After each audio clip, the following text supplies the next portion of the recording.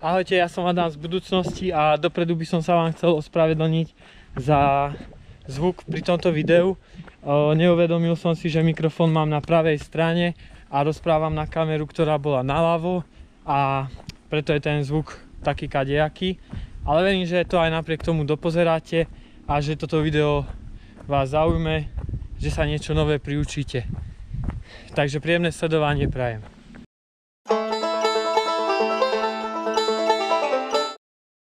Dlho som premýšľal nad tým, že by som chcel spraviť nejaké video, ktoré by zachytávalo históriu nejakého populárneho preteku, a tento výber teda nemohol padnúť na žiadny iný, ako je Western States, ktorý sa bude o pár dní aj bežať. Pozrieme sa v krátkosti na históriu tohto preteku, ako vznikol, pripomenieme si nejaké zaujímavé a dôležité momenty a pozrieme sa aj na nejaké čísla, ktoré sa tohto preteku týkajú. Ak by vás táto téma zaujímala a chceli by ste sa dozvedieť viac, tak do popisu tohto videa vám hodím nejaké linky na odkazy, z ktorých som čerpal, ale aj niečo navyše.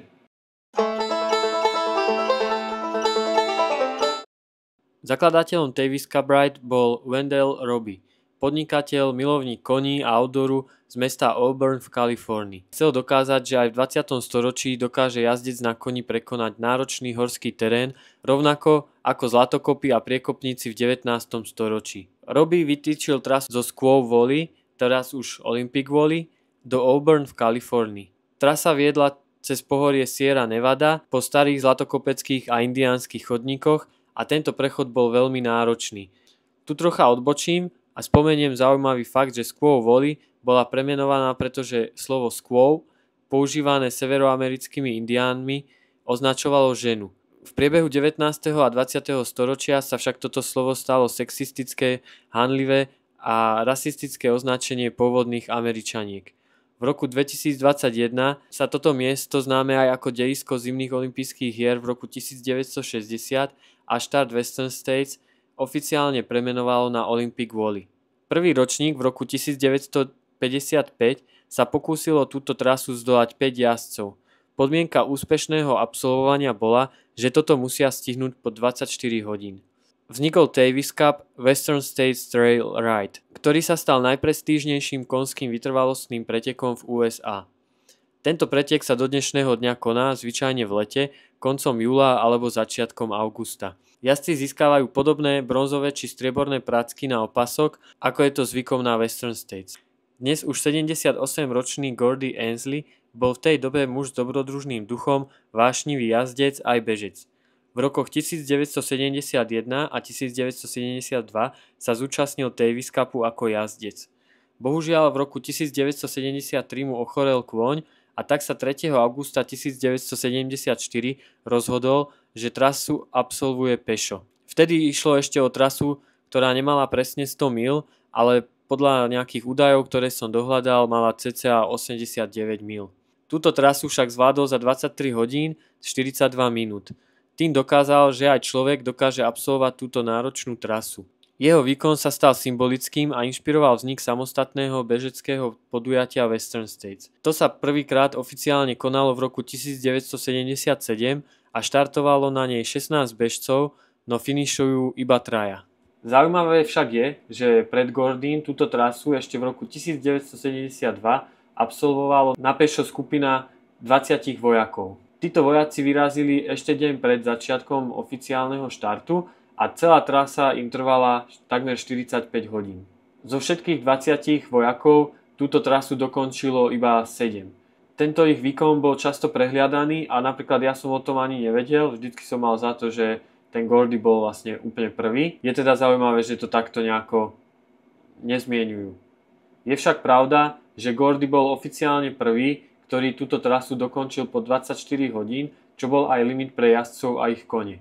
Práve preto sa Gordy považuje za prvého a malo to veľmi silný historický aj mediálny dopad. Bohužiaľ, tak nejako utajili tento úspech vojakov a namiesto toho tvrdili ďalej, že Gordy bol prvý, kto prešiel trať pešo a pripisovali mu všetky zásluhy.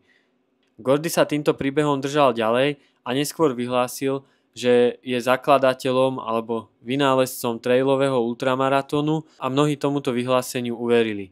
Prvým oficiálnym víťazom Western States sa stal vtedy 22-ročný Andy González. Z 13 štartujúcich bol jediný, kto trať dokončil v limite po 24 hodín s časom 22:57 minút. Na základe tohto neskôr posunuli organizátori časový limit na 30 hodín. Rok na to opäť zvíťazil a čas výrazne posunul na 18 hodín 50 minút. González tak nielenže vyhral prvé dva ročníky Western States, ale zároveň sa stal prvým bežcom, ktorý trať oficiálne absolvoval dvakrát a za každým zvíťazil. Pravdou však je, že v tých rokoch ešte trať nemala celých 100 míl. Na toto prišli organizátori až po premeraní trasy a až v 80. rokoch sa trať ustálila a premerala na 100 míl. V roku 1978 tiež dokončila pretek v limite 30 hodín prvá žena. S časom 29 hodín 34 minút cieľom prešla Pat Smith. V tej dobe bola jednou z 28 finisherov a neexistovala ani žiadna ženská kategória. Po tejto účasti sa už Western States nezúčastnila. Dokázala však namotivovať aj ďalšie ženy k tomu, aby sa pokúsili pokoriť túto vzdialenosť. Jednou z nich je Ann Trason, jedna z najvýznamnejších ultrabežkyň v histórii vôbec. Počas svojej kariéry stanovila 20 svetových rekordov na rôznych vzdialenostiach a dokonca 14 krát zvíťazila na Western States, z toho v rokoch 1979 až 1998 zvíťazila 10 krát po sebe, čo je celkovo najväčšia séria víťazstiev na Western States. Jej najlepší čas 17 hodín 37 minút dosiahla ho v roku 1994. Tento rekord dokonca držal až do roku 2012.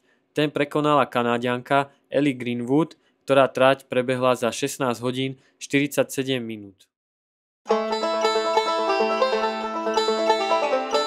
Na Western States je kvôli ochrane prírody obmedzený počet pretekárov na 369 ľudí. Do tohto čísla nezahŕňame pacerov, dobrovoľníkov alebo podporné týmy jednotlivých pretekárov. Práve dobrovoľníkov je na jedného účastníka takmer štvornásobok. Dobrovoľníci zabezpečujú všetko na občerstvovačkách, medicínsku pomoc a taktiež zbierajú účastníkov, ktorí sa rozhodnú nedokončiť pretek. Okrem tohto poskytujú tiež účastníkom poradenstvo, často aj ubytovanie pred samotným pretekom. V Amerike je to pre nich veľká česť takto pomáhať účastníkom a častokrát si tie jednotlivé občerstvovacie stanice držia rodiny alebo ako také veľké skupinky, ktorí sa tam každoročne vracajú. Známe sú tiež prípady, kedy na Western States pomáhali bývalí víťazi alebo elitní pretekári a vlastne takto mohli vrátiť niečo späť k komunite. Dobrovoľníci tiež zabezpečujú dôležitú vec na Western States a tým je ľad. V priebehu jedného závodu sa spotrebuje viac ako 5 tón ľadu, ktorý je rozmiestňovaný na viac než 20 občerstvovacích staníc. Niektoré z nich sú v hlbokých kaňonoch bez prístupu autom, čo znamená, že dobrovoľníci často ľad nosia ručne v nejakých špeciálnych nádobách alebo batohoch. Na niektorých miestach, ako napríklad Devil's Stump, môže teplota prekročiť 35 stupňov Celzia a práve tu si často dávajú bežci také tie ľadové šatky, ktoré určite poznáte práve z tohto preteku. Čo sa mne veľmi páči je, že všetky tieto kontroly majú svoje mená a tie sú veľmi chytlavé. Spomedzi 20 kontrol poznám niektoré dokonca naspamäť a sú to napríklad Robinson Flat, Michigan Bluff alebo Rocky Chucky. Robinson Flat je vlastne prvý veľký checkpoint s povoleným prístupom pre support a bežci sem prichádzajú po prvých horských úsekoch. Michigan Bluff je to na cca 55. míli. Je to vlastne historické banské mesto z čias Zlatej horúčky s úzkými cestičkami a výhľadmi na kaňony. Je to miesto, ktoré je ľahko dostupné divákom a posádkam bežcov. Rocky Chucky, približne 78. míla, je jeden z najslávnejších momentov na Western States a je to prechod cez rieku. Závodníci tu prechádzajú cez rieku buď na člnoch, alebo v prípade nižšej hladiny rieky prebrodia vodu. Logisticky je to veľmi náročný checkpoint, ale je to aj taký milník v hlave pre väčšinu bežcov. Ak by vás zaujímal nejaký opis tejto trasy, tak určite vám odporúčam video, kde Dakota Jones opisuje jednotlivé miesta, jednotlivé kontroly, má to 5 minút a je to celkom takým zábavným, stručným, opisným štýlom spravené. Na tomto preteku sa odohralo mnoho kvalitných bežeckých súbojov a tiež sú s tým spojené rôzne ikonické momenty a pretekári. Ja by som sa však chcel zamerať na tie novšie, takže Scotta Jureka teraz necháme trošku v úzadí, aj napriek tomu, že je to ikonická postava tohto preteku. Prvým takýmto momentom bol určite rok 2010, kedy ja som v podstate ešte nebehal, venoval som sa parkouru a ani som netušil, že niečo také ako 100-milové preteky existuje. No a práve v tomto roku sa Kilian Jornet vydal na trasu Western States prvýkrát, myslím, že došiel tretí. V roku 2010 bojoval na trati s obrovským teplom, na ktoré nebol zvyknutý, a na trati bojoval s Tonym Krupičkom, ďalším významným bežcom. Ten vtedy dobehol na druhom mieste. V roku 2011 sa Kilian znova vrátil a vyhral. Stal sa tak prvým Európanom, ktorý tento pretek vyhral. Napriek tomu, že ja som tento príbeh sledoval vlastne až spätne z dokumentu Unbreakable, ktorý vám určite odporúčam, tak je to jeden z takých mojich obľúbených príbehov. Ďalším je rozhodne Jim Walmsley a jeho prvá účasť v roku 2016, kedy bežal iba v takom tielku, v ktorom si narobil dierky. Akože pozrite sa na tú techniku behu. Neviem, ako bežíte takéto dlhé preteky vy, ale toto mi príde skôr, ako keby beží polmaratón alebo maratón. Brutálne. Bohužiaľ v ten rok niekde na 90. míli zablúdil a nadbehol si cca 5 míl. To psychicky zlomilo a nakoniec dokončil pretek za 18 hodín 45 minút. Pre mňa je veľmi inšpiratívne to, že aj niekto ako Jim zablúdil a napriek tomu, že bežal na rekord a viedol takmer celý pretek, dokončil a nevzdal to. Ak sa nemýlim, tak v tom období ešte nebežal ani za Hoka. Táto spolupráca vznikla po tom preteku, kedy Jim ukázal, že rozhodne patrí medzi tých najlepších. V roku 2019 Jim bežal svoj 4. Western States a prekonal svoj vlastný traťový rekord z roku 2018. Rekord 14 hodín 9 minút je dodnes neprekonaný. V roku 2022 zase prekvapil bežec menom Adam Peterman. Ten debutoval nielen na trati Western States, ale bol to aj jeho prvý 100-milový beh. Trať dokončil za 15 hodín 13 minút. V rozhovore po preteku potom uviedol, že pretek si veľmi užil a počas behu rozoberal rybárčenie s Haydenom a polovačku s Arlinom. Tí dokončili na 2. a 3. mieste. No a samozrejme nemôžem vo videu o Western States spomenúť Courtney, ktorá bežala poprvýkrát v roku 2018 a hneď vyhra s časom 17 hodín 27 minút. Bol to vtedy druhý najrýchlejší ženský čas v histórii. Dokonca bola tretia najrýchlejšia celkovo v tom ročníku. To jej očividne nestačilo, pretože v roku 2023 sa vrátila na trať a s časom 15 hodín 29 minút dobehla celkovo na 6. mieste. Keď sa stala prvým človekom, ktorý v jednom kalendárnom roku vyhral 3 najprestížnejšie 100-milové ultramaratóny. Western States, Hard Rock a UTMB. Rok 2023 som veľmi vnímal aj v oblasti zviditeľnenia a podpory ženských pretekárok. Organizátori, média aj samotní bežci sa výrazne snažili posilniť narratív o rovnosti pohlaví v ultrabehu. Kampaň Here for the Women's Race. Táto fráza sa objavila na trati medzi fanúšikmi aj v cieľovom priestore, mali také trička a iný merch. Symbolizovalo to podporu ženského súboja, ktorý bol čoraz sledovanejší a dramatickejší. Ako som spomínal, časový limit na Western States je aktuálne 30 hodín. Posledná hodina sa tu nazýva Golden Hour a prebieha do obedí druhého dňa preteku. Práve vtedy dochádzajú do cieľa tí najvytrvalejší a tí, čo najviac zabojovali na trati. Cieľová zóna na ovále pri škole sa vtedy zaplní najväčším počtom fanúšikov, dokonca sa tam chodia pozerať na finisherov aj tí, ktorí to už zabehli, aj tí, ktorí to vyhrali. Často sa stáva, že niekto dobehne len pár sekúnd pred limitom. Napríklad legendárny finish Swansnovej v roku 2015, kedy vo veku 70 rokov finišovala 6 sekúnd pred limitom. Na poslednom úseku ju sprevádzal víťaz pretekov. V roku 2021 zase počas Golden Hour dobehol Sean Mullet, ktorý dorazil do cieľa len 15 sekúnd pred 30-hodinovým limitom.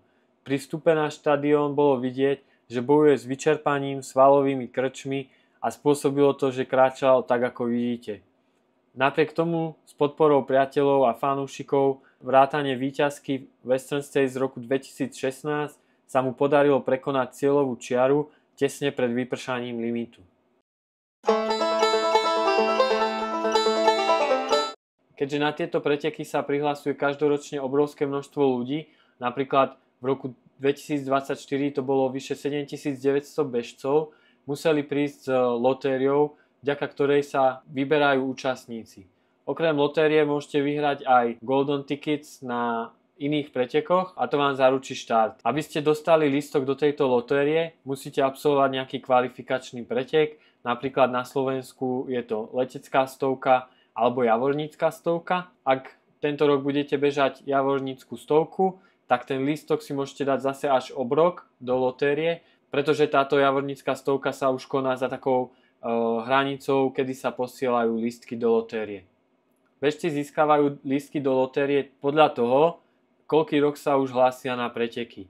Takže v prvý rok prihlasovania máte 1 lístok, druhý rok 2 lístky, tretí rok 4 lístky a tak ďalej a tak ďalej. Mnohí pretekári sa dostanú na štart až po niekoľkých rokoch čakania a na Slovensku máme zatiaľ 3 ľudí, ktorým sa podarilo týchto pretekov zúčastniť.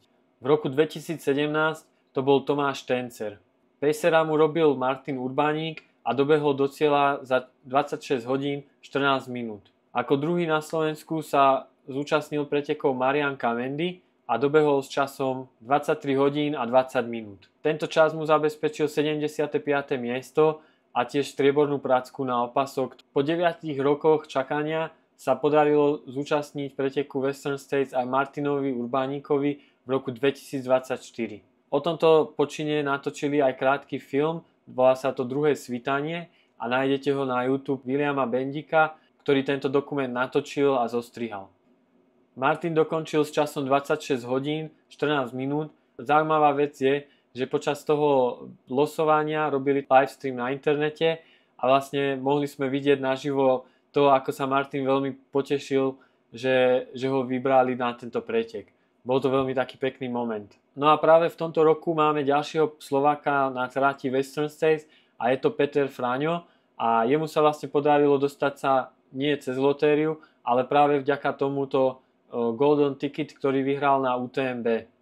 Ja osobne som veľmi zvedavý na to, ako sa s tým Peťo popasuje a ako mu táto trať bude sedieť. Myslím, že je to tiež jeho prvá 100-milovka, takže určite mu držíme palce.